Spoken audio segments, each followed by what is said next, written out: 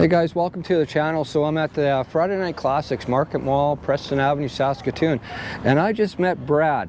And Brad's the owner of this pretty 71 W30 442. It's a legit deal. Yeah. Tell me about this car. So this came out of Montreal. Montreal. Yeah, it's a lifelong Montreal car. All the W30 cars were produced out of the Lansing, Michigan plant. And it went right from the Lansing, Michigan plant to a Montreal dealership. 3 Montreal owners, and I bought the car in 2017 and brought it out west. Yeah, and you drove it home, you were saying. Drove it home from Montreal to Saskatoon. Sorry, how many miles was that again? 3,400 kilometers in 3 days, and the car never missed a beat. It performed flawlessly. Now, you started off with a super nicely original car. Now, I got to point out here, guys, and I'm kind of surprised when I saw this because I've seen this car a number of times. I've mentioned it on the channel. This is all original. You're looking at original stuff here. This is an original interior. It's just stunning. So, Brad, now you were saying that you're owner number 4. Owner number 4, and I tell people that I'm the caretaker of a car that 3 prior owners thought highly enough of to keep as original as possible.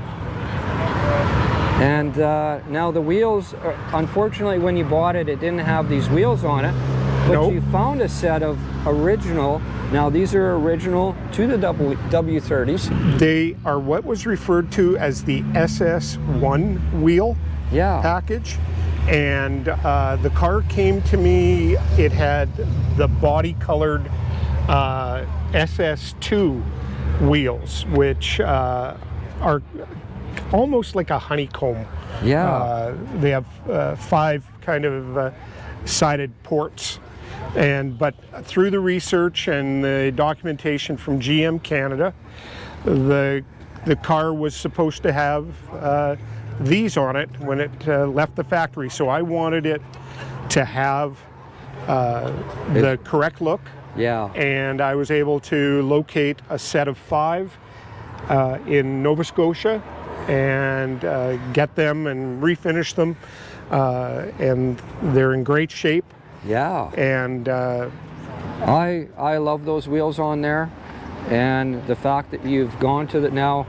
This car has had a partial repaint, you're saying, not the entire car, but a partial repaint. Yeah. And it shows incredible. Yeah, they did a really nice job. They did it in lacquer, and they painted the striping onto the car again. Oh, wow, it's painted. Yeah. Oh, that's cool. That is cool. I didn't realize that either. There's a lot. So here's one of my favorite things about the W30 cars, guys, is those red fender wells, the red plastic fender wells. Now, tell us about the engine here. This is a 455, and unfortunately, the original engine was damaged. Yeah. And the car and the engine were separated. This is an engine out of a 1970 442, not a W30, but this is a 10.5-to-1 engine. Yeah. Whereas the 71s were 9.5. So a little more horsepower and as good or better horsepower and torque than the W30 engine that was originally in it. But they did do things like take the original Winters intake, like you were saying on there, and that got transferred over. Those parts, which are so rare and so expensive now, like the Winters intake, were transferred over. All the important pieces made their way back on. Unfortunately, the cylinder heads didn't transfer with it. The cylinder heads for the H-code cylinder heads are now upwards of $8,000 to $10,000 a pair. Wow! So they're very tough to find, and if you do find them, they're like a brick of gold. Wow! I want to show everybody your signage here too. You've also got the actual build sheets on this car. You said you found 2 of them. Yeah, the first one we found under the back seat, which is where a lot of them were put. And second ones were rumored to be in various locations. One of those being the passenger side under the passenger front carpet, and that's where I found the second one. Wow. So for 70 and 71 W30s, there is no code within the VIN number. The only way to authenticate is if it's a Canadian car. GM Canada has excellent records. Yeah. And for an American car, having a build sheet is the only way to authenticate document that a W30 is a true W30. And there you see it right there, guys, in box 9, W30. That's a legit, real deal stuff. Very cool. This is just a stunning original car. You've got some firewall markings there that are still original. The people that had this prior to you really took care of this car. It's got a lot of its original stuff. And I've seen a lot of clones, and I never know what I'm looking at. I'm just really glad I had the opportunity to meet you, Brad, and get a good close look at this. I had no idea that this was a mostly original car. Yeah. In the condition that it's in. And so they made 920 W30 cars for 1971. There were 110 convertibles and 810 coupes.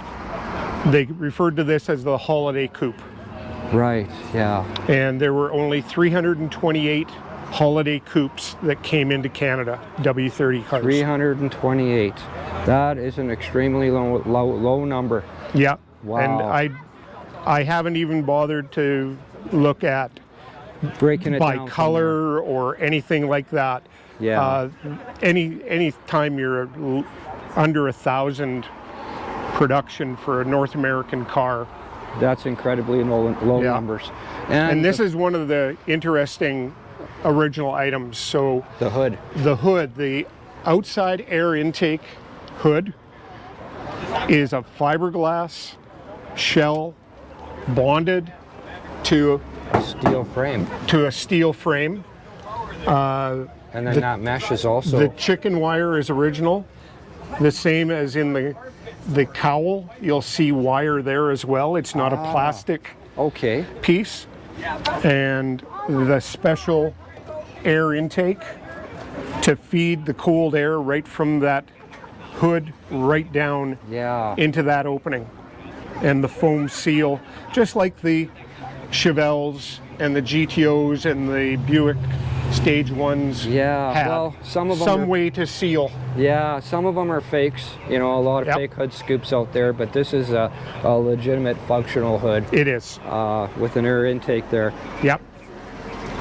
And the only thing you really, well, you did upgrade the brake system front to back. This is all new equipment here you're seeing, guys. Yeah, and that was necessary because the proportioning valve being down on the frame was getting heated up by headers on this. The cars originally came with cast iron exhaust manifolds. The car had headers when I bought it.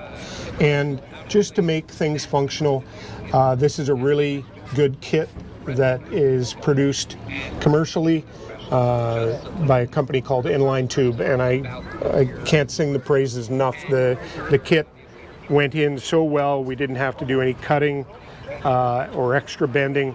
It fits really did nice. what we needed, and the car has performed flawlessly since we put it in. And it just corrected that heat issue with the proportioning valve being flipped around. And if you look at most of the cars now, especially trucks, GM trucks, all the proportioning valves are now underneath the master cylinder. Yeah, that's true. Actually, that's right, yeah. But even the air cleaner, it's held down with springs. There's no wing nut. When you get inside, there's an air filter that uses a wing nut, but that big air intake system is held down with those white springs. That's the way it's supposed to be. Yeah. Wow. Very pretty car. Wow, Brad, I'm glad I was able to catch up with you here today and meet you and have this conversation about the car. It's great, and I love sharing it with people. I love it when people come around, especially young people, if they show a real genuine interest. And This is the touch me car. I let people have a seat in the car. Yeah. I want them to experience it. You know, you can tell, especially with young people, if they have a real genuine interest. Yeah. And it's fun to share that. Yeah. Well, yeah. And they don't make cars like this anymore. No, This is, they may never see another genuine W30 car. Very cool. Thank you you. very much, Brad. I appreciate it. It Pleasure. was an honor to have a close look at this car finally and share this with everybody. I really appreciate it. Thank you very much. And thanks for watching, guys.